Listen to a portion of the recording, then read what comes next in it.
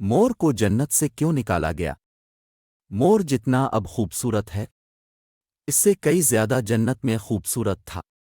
مور کی خوبصورتی پہ سبھی پرندے فدا تھے، لیکن ان سب خوبیوں کے باوجود مور سے ایسی کون سی خطا ہو گئی تھی جس سے اللہ تبارک و تعالیٰ نے مور کو جنت سے نکال دیا؟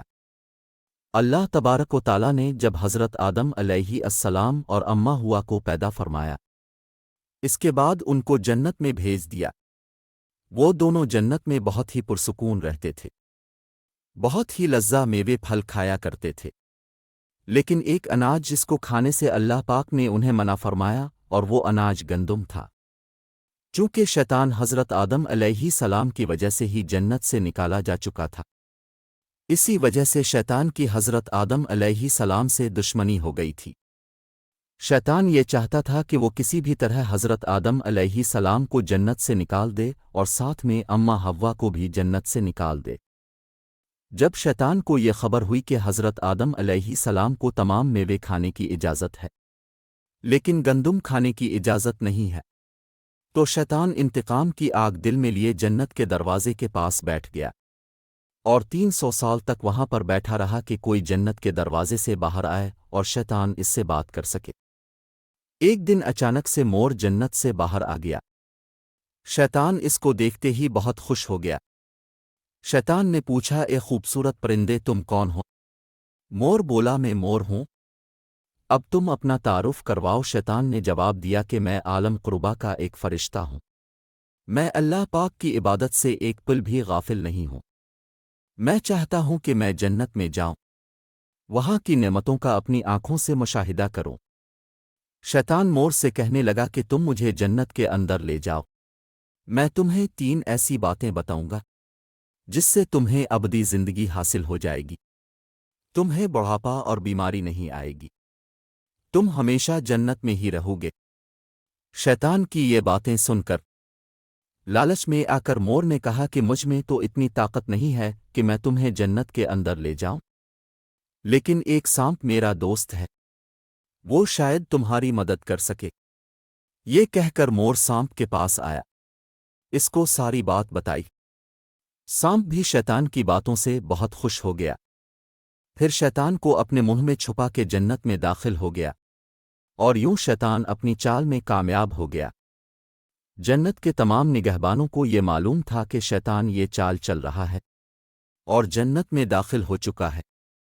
فرشتے شیطان کو جنت سے نکالنے لگے، تبھی اللہ پاک کا حکم ہوا کہ اس کو ابھی تک جنت میں ہی رہنے دیا جائے۔